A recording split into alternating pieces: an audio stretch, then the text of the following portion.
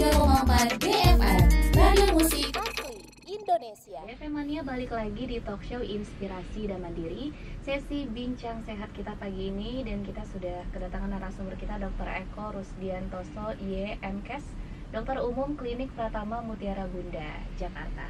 Assalamualaikum pagi dokter. Waalaikumsalam, pagi juga Mbak. Apa kabar dok? Alhamdulillah baik. Oke, tadi tema kita, benarkah penyakit diabetes sebagai penyebab utama timbulnya segala penyakit? Nah, di FM-nya kita juga live di Instagram di @1034 Jakarta. Jangan lupa join live-nya. Kalau mau drop pertanyaan juga silakan langsung aja ketik di kolom komentar. Oke dokter, langsung aja ke pertanyaannya, mungkin bisa dijelaskan dulu dok, apa sih itu penyakit diabetes? Silakan dokter. Ya. Jadi menurut WHO, diabetes mellitus itu didefinisikan sebagai suatu penyakit atau gangguan metabolisme kronis dengan multi etiologi atau penyebab gitu ya, yang ditandai dengan tingginya kadar gula darah disertai dengan gangguan metabolisme karbohidrat, lipid atau lemak dan protein sebagai akibat insufisiensi fungsi insulin. Insufisiensi fungsi insulin dapat disebabkan oleh gangguan atau defisiensi atau kekurangan, itu maksudnya produksi insulin oleh sel-sel namanya sel beta Langerhans itu yang ada di kelenjar pankreas, ya, atau disebabkan oleh kurangnya responsif sel tubuh terhadap insulin gitu. Nah, itu definisinya begitu. Oke dokter, apakah berbahaya bagi kesehatan? Seberapa berbahayanya penyakit diabetes ini dok? Iya, jadi kalau kata berbahaya mungkin agak ini ya, agak kuat gitu ya, tapi mungkin kita perlu waspada lah gitu ya pada orang-orang yang punya resiko gitu, katakan begitu, untuk bisa menderita atau punya resiko untuk menderita penyakit diabetes ini gitu ya, atau diabetes mellitus.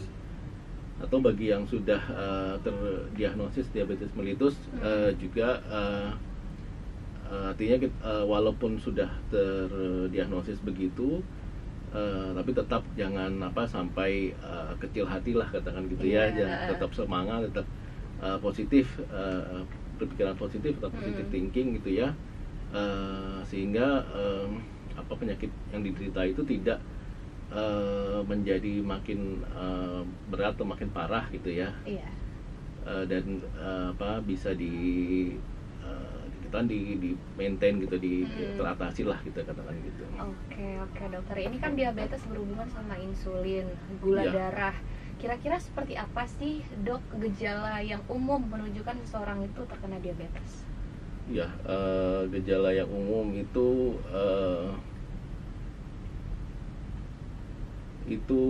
pada diabetes itu secara ini ya, secara teori gitu, walaupun ini bisa tidak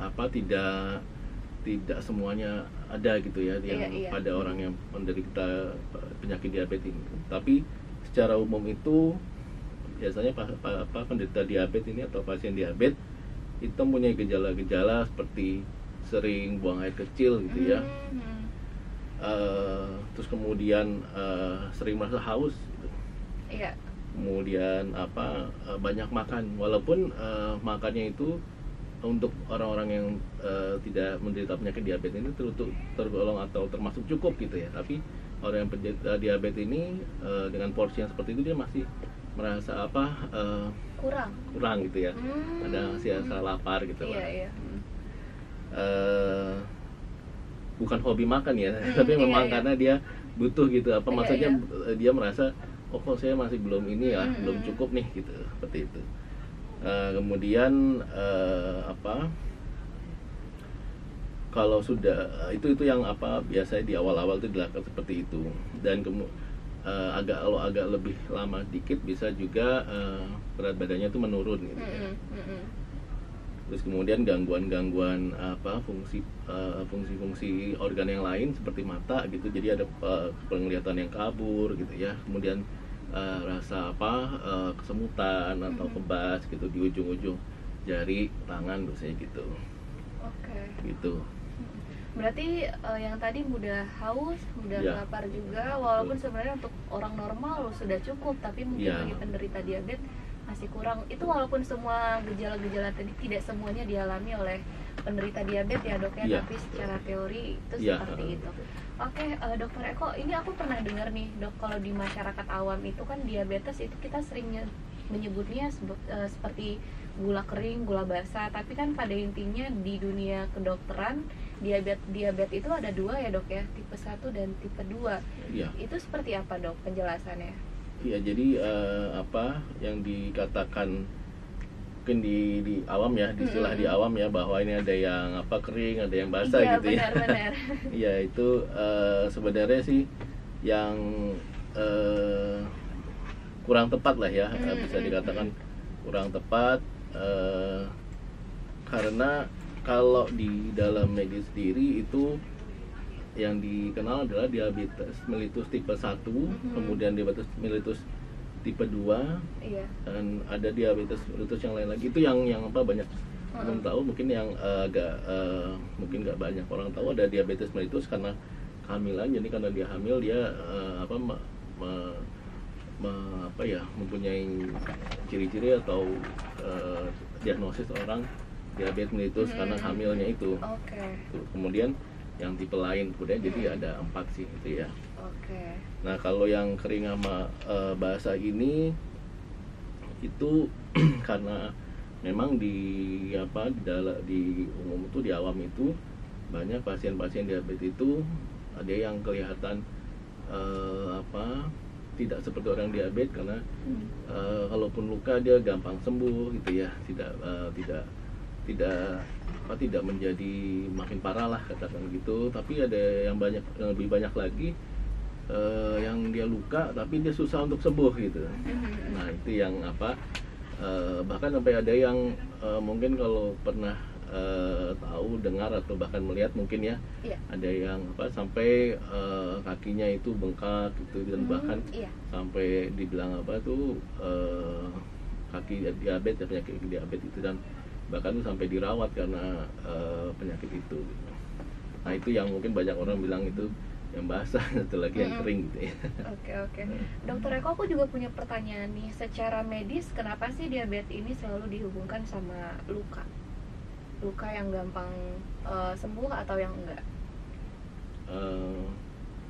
Karena karena memang itu yang kelihatan ya, paling banyak kelihatan. Iya. Maksudnya secara kasat mata gitu, bahwa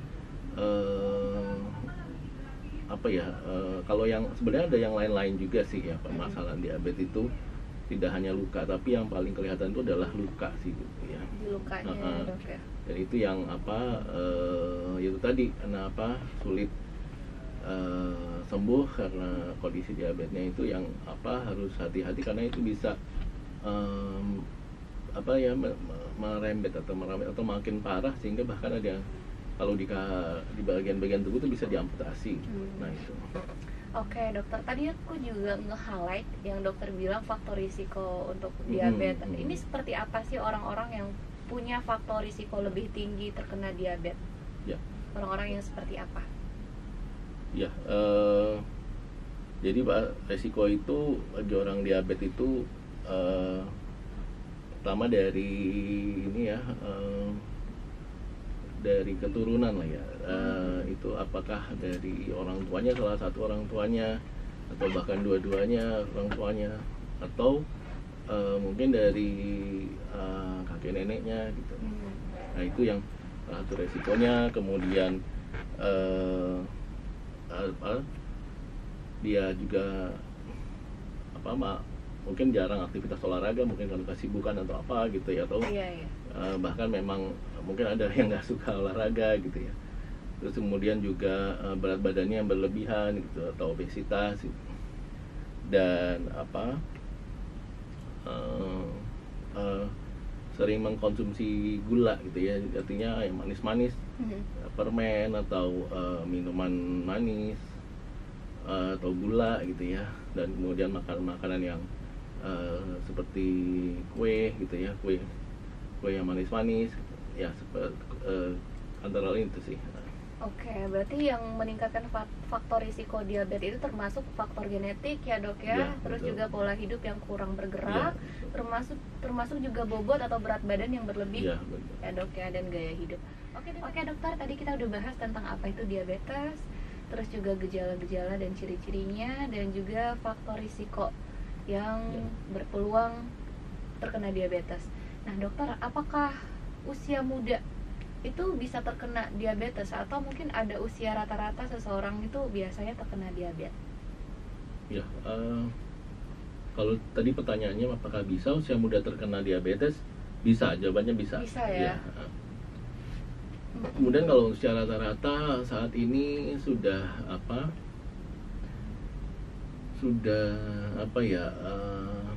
bisa dikatakan kita itu memang yang dewasa muda gitu ya. Tapi kalau untuk ya rentang di usia seperti itu, tapi itu tadi karena makin jadi memang karena itu tadi kebiasaan-kebiasaannya, artinya orang dengan sibukan saat ini sehingga jadi bukan dia tidak mau atau malas ya untuk bergerak atau berolahraga, tapi karena situasi kondisinya membuat orang itu menjadi tidak bisa gitu karena sibuk dengan aktivitas sehari-hari ya, sehingga dan kemudian ditambah lagi dengan mungkin dengan kesibukan itu tambah lagi dengan tersedianya makanan yang itu tadi yang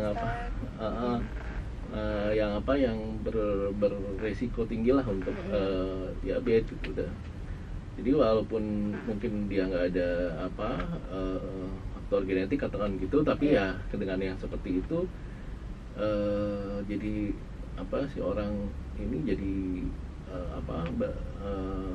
bisa timbul penyakit diabetes gitu. Oke. Gitu sih. Jadi walaupun sebenarnya tidak ada garis keturunan yang punya diabetes, tapi dengan gaya hidup saja makin kesini serba instan ya dok. Betul, ya, apalagi sekarang serba digital. Iya. Mau makan aja kita online dok. Betul. Minim gerak ya minim gerak, memangnya. betul. Dokter, kalau ngomongin soal angka nih, berapa sih angka standar gula darah normal seseorang? Ya, jadi kalau untuk gula darah, kalau itu ada beberapa waktu ya untuk pemeriksaan. Iya. Jadi untuk pemeriksaan gula darah ini, itu kalau misalnya kita lagi aktivitas biasa, kemudian makannya biasa, itu terus kita langsung periksa gula darah, itu angka yang ini tuh di bawah 200 ya, itu masih oke lah ini. Tapi angka di bawah 200 itu juga kalau bisa jangan terlalu jauh di atas 100 ya, di atas 100 tapi di bawah 200, tapi jangan terlalu jauh dari angka 100 gitu. Oke. Ya. Itu dalam kondisi normal ya dalam dok ya? kondisi yang kita itu namanya pemeriksaan gula darah sewaktu ya. Jadi ya kita aktivitas biasa tiba-tiba ada mungkin melihat ada pemeriksaan gitu ya, atau mungkin sengaja datang ke lab atau ke rumah sakit untuk periksa gitu ya. Nah itu kalau sewaktu itu kira-kira itulah ininya di angka itu ya dok di ya? angka itu. Tapi kalau periksanya itu 2 jam setelah makan, nah itu angkanya itu selain di bawah 200 juga harus 100-nya itu lebih bisa di bawah, yang bagus itu di bawah 140,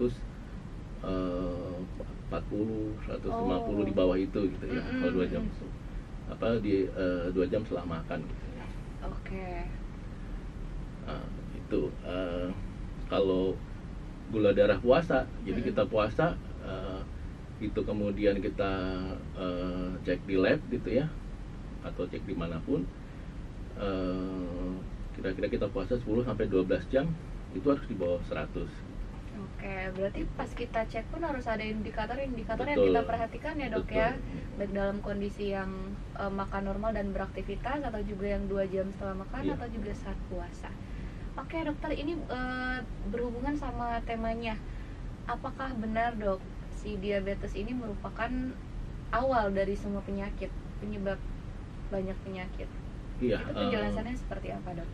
Ya, jadi kalau sebagai penyebab penyakit itu karena gini, ini terkait dengan yang tadi sempat kita diskusi di awal ya, bahwa ini terkait dengan metabolisme karbohidrat, kemudian metabolisme protein dan juga metabolisme lemak gitu. Yeah. Nah, secara sederhana ini tubuh kita ini untuk bertumbuh dan berkembang itu butuh nutrisi. Nutrisinya itulah dari karbohidrat, dari lemak, dari protein. Nah,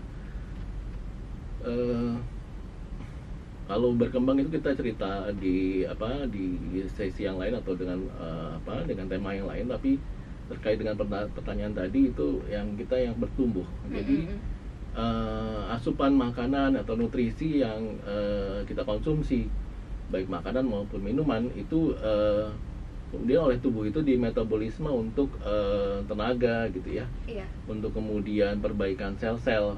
Jadi sel-sel kita ini itu ada umurnya.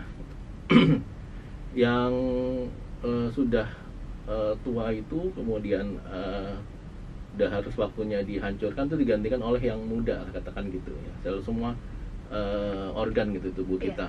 Nah, itu dengan metabolisme itu. Nah, penyakit diabetes ini itu tadi membuat metabolisme ini tidak optimal lah, katakan gitu ya. Metabolisme tadi itu yang lemak, karbohidrat dan protein itu tidak optimal, sehingga organ-organ tubuh itu tidak mendapat nutrisi secara optimal. Kalau itu lama-kelamaan gitu ya, bertahun-tahun, belasan bahkan puluhan tahun, nah itu yang akhirnya organ-organ itu menjadi menjadi ya kondisi tidak bagus lah gitu ya, sehingga akhirnya menjadi fungsinya juga tidak bagus. Menurun gitu. Ya, dok, ya. Dikatakan dua orang nih yang umurnya misalnya dari muda ya, sama gitu, atau dari anak-anak sama gini, kemudian si A sama si B kemudian dalam perkembangannya, semakin bertambahnya usia, di tengah-tengah kemudian katakan di umur 40 atau 50 ya, 40 akhir atau 50 awal, si salah satu A atau B menderita diabetes, yang satu tidak. Nah, ini dalam perjalanannya itu katakan si A yang kena diabetes gitu, itu kalau dia tidak mendapat treatment atau terapi yang tepat gitu untuk penyakitnya itu, nanti mungkin umur harapan hidupnya akan lebih rendah dibanding yang B yang tidak kena diabetes. Kenapa? Karena organ-organnya dia itu kemungkinan besar ya, saya tidak bilang pasti, kemungkinan besar tidak mendapat asupan nutrisi yang adekuat tadi atau optimal gitu. Iya. Ya. Contohnya realnya mata. Si A mungkin akan lebih cepat rabun dibanding si B karena dia menderita diabetes dan tidak mendapat perawatan yang adekuat gitu ya. Terus kemudian itu organ mata. Kemudian ke jantung. Jantung ini banyak yang kalau penyakit diabetes mungkin banyak yang banyak mendengar yang kemudian jadi sakit jantung gitu ya. Kemudian juga gangguan ginjal, kemudian juga gangguan saraf, kemudian mungkin juga pernah dengar ke teman-teman yang ini ya, mohon maaf mungkin terkait dengan masalah kesehatan ini ya, organ reproduksi katakan gitu ya. Nah, itu yang banyak yang terutama bagi pria ya, itu menjadi takutan yang paling besar lah katakan gitu ya. Nah itu karena itu tadi dengan penyakit diabetesnya itu, sehingga metabolisme nutrisi yang diperlukan itu tidak terjadi dengan optimal gitu, sehingga organ-organ tubuh menjadi tadi cepat rusak lah atau jelek lah gitu.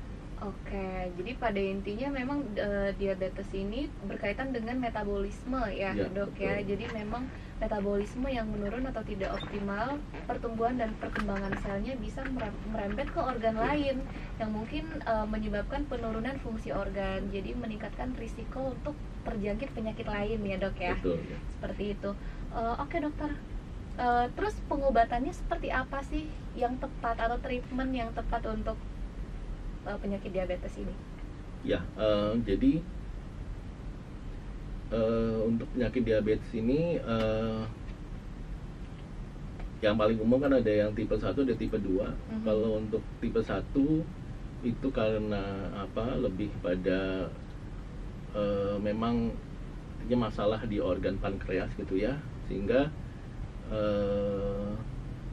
itu sampai saat ini yang paling efektif itu adalah pengobatan dengan suntikan insulin. Okay. Nah, untuk dosisnya itu tergantung dengan usia, kemudian berat badan, kemudian dengan kebiasaan juga ya, tidak hanya kebiasaan makan dan minum, tapi juga kebiasaan yang lain-lain itu disesuaikan. Walaupun juga tetap sangat dianjurkan untuk beraktivitas gitu ya, jadi meluangkan waktu untuk aktivitas fisik di tengah-tengah kesibukannya lah gitu kan gitu. Okay. Terus kalau untuk yang DM tipe 2 ini untuk di awal sebelum konsumsi obat ya, dianjurkan terapinya adalah dengan memperbaiki pola hidup. Jadi mengurangi makanan yang terlalu manis gitu ya, terlalu berlemak gitu ya, kemudian memperbanyak kegiatan fisik gitu ya, olahraga yang frekuensinya itu memang minimal paling nggak dalam sehari itu 5 kali gitu ya, minimal tuh 30 sampai 1 jam, dengan ada target-target seperti misalnya denyut jantung dan segala macam itu ya, itu udah ada ini sendiri. Terus kemudian menghindari stres ya, istirahat yang cukup, jadi banyak ke situ ya. Jadi intinya adalah memperbaiki pola makan minum gitu ya, kemudian dan itu tadi aktivitas fisik, dan selain memperbaiki pola makanan minum juga jenis makanan yang dikonsumsi juga itu tadi. Kalau dia minuman, jangan minuman dengan gula yang tinggi ya, kadar tinggi, atau gula buatan gitu ya, atau minuman bersoda yang manis-manis itu dihindari gitu ya. Dan kalau itu pun belum cukup, jadi memang harus rutin ya, baik tipe 1 maupun tipe 2 harus rutin untuk memantau kondisi gula darahnya mereka. Dan itu tadi yang ada pemeriksaan lain yang mungkin belum sempat disebutkan, yang adalah HbA1c gitu ya, pemeriksaan itu. Nah, dari situ nanti apabila itu belum, untuk kembali ke DM tipe 2 tadi, kalau memang belum cukup dengan perubahan pola makan minum, pola aktivitas fisik gitu ya, baru ditambah dengan obat-obatan minum. Oke. Dan itu juga tetap dipantau ketika itu semua masih belum optimal lah katakan gitu ya, kadar gulanya. Kalau memang diperlukan ya ditambah dengan suntikan insulin juga. Gitu. Oke. Dokter, tadi ada yang ketinggalan deh satu pertanyaannya terkait dengan pasien diabetes, apakah harus terus-menerus minum obat dan melakukan check up ke dokter? Iya, jadi memang sampai saat ini seperti itulah yang idealnya dilakukan ya, Mbak. Jadi untuk memantau itu tadi, karena untuk diabetes sendiri kan istilahnya ini yang terkontrol tidak terkontrol gitu ya. Nah, dengan melakukan itu tadi rutin cek kondisi, kemudian kadar gula darah, konsultasi ke dokter itu jadi meningkatkan status bahwa ini memang adalah pasien dengan diabetes yang terkontrol gitu ya. Itu. Oke dokter, karena juga udah di segmen terakhir, mungkin Nurul mau minta saran nih dari dokter untuk mencegah atau paling nggak meminimalisir orang-orang yang mungkin punya faktor risiko lebih tinggi terkena diabetes, itu seperti apa dokter? Jadi untuk para pendengar radio DFM dimana saja berada, dan juga untuk mungkin yang menyimak saluran atau kanal media sosial DFM dimana berada, mungkin yang bisa kami sampaikan adalah yang paling utama itu adalah kita harus aware gitu ya mengenai kesehatan kita, karena itu adalah modal yang menurut saya yang sangat berharga gitu ya. Tanpa kesehatan kita akan sulit untuk melakukan banyak hal gitu. Nah, jadi apalagi sekarang godaannya banyak ya, dengan banyaknya gadget, kemudian media-media sosial yang sangat memudahkan aktivitas kita sehari, dan juga artinya menghipnotis lah, bahasanya mungkin menghipnotis kita untuk tidak bergerak gitu ya. Nah ini yang untuk boleh sih main media sosial dengan segala macam lah ya itu, tapi jangan sampai itu akhirnya menghipnotis kita hingga kita menjadi malas bergerak gitu ya. Jadi yang pertama itu kita mesti banyak bergerak, berolahraga lah gitu ya, sesuai dengan kalau bisa dari muda gitu olahraganya, jadi memang porsinya yang cukup gitu ya, yang memang dengan olahraga, dengan beban olahraga itu atau jenis olahraganya memang yang itu banyak membakar kalori gitu, banyak membuat gerak sehingga menyehatkan organ tubuh kita, sekaligus nantinya itu menyehatkan badan kita. Kemudian mengkonsumsi makanan-makanan yang bergizi dan tidak berlebihan gitu ya, yang secukupnya. Kemudian juga jangan terlalu banyak mengkonsumsi makanan dan minuman yang manis-manis ya, seperti mungkin cake gitu ya kalau makanan, atau makanan yang banyak karbohidrat ya. Kalau minuman itu mungkin minuman yang manis, atau baik dengan pemanis buatan maupun pemanis dari alam gitu, tapi dengan kadarnya yang disesuaikan lah dengan dengan kebutuhan lah, jangan terlalu berlebihan. Baik. Kemudian cek kesehatan secara rutin ya, indikator-indikator kesehatan jadi seperti tadi gula darah dan segala macam itu rutin dicek. Kemudian juga istirahat yang cukup ya, sekali lagi itu kembali kaitan dengan hipnotis dari media-media sosial mungkin jadi membuat tidurnya jadi kurang gitu ya. Benar banget nih dok. Terus kemudian dari pekerjaan juga, walaupun memang beban pekerjaan tinggi, usahakanlah untuk disikapi dengan bijak gitu, sehingga tidak terjadi stres dan juga tidak menjadi kurang tidur. Ya mungkin antara lain itu, tapi silahkan nanti lebih dieksplor lagi, sehingga intinya adalah menjaga kesehatan badan, menghindari stres dan istirahat yang cukup. Oke, itu dia tadi DFM-nya, dari pola makannya, pola hidupnya, juga dari olahraganya, pergerakan fisiknya ya dok ya, termasuk juga istirahat dan kelola stres. Ya, terima kasih untuk Dr. Eko Rusdiantoso YMKes, Dokter Umum Klinik Pratama Mutiara Bunda Jakarta, atas waktunya dokter sudah sharing bareng Nurul juga DFM Mania. Semoga bermanfaat untuk DFM Mania semuanya dimanapun berada, baik yang pasien diabetes maupun yang enggak ya dok ya. Semoga tetap sehat selalu, bisa menjaga kesehatannya ya DFM Mania. Oke dokter, terima kasih banyak. Ya, sama-sama, terima kasih. Dan DFM Mania, nanti yang ketinggalan videonya kita post di YouTube kita di 103,4 DFM. Jangan lupa di subscribe, like, comment, and share juga. Akhirnya Nurul dan Dr. Eko pamit. Wassalamualaikum warahmatullahi wabarakatuh.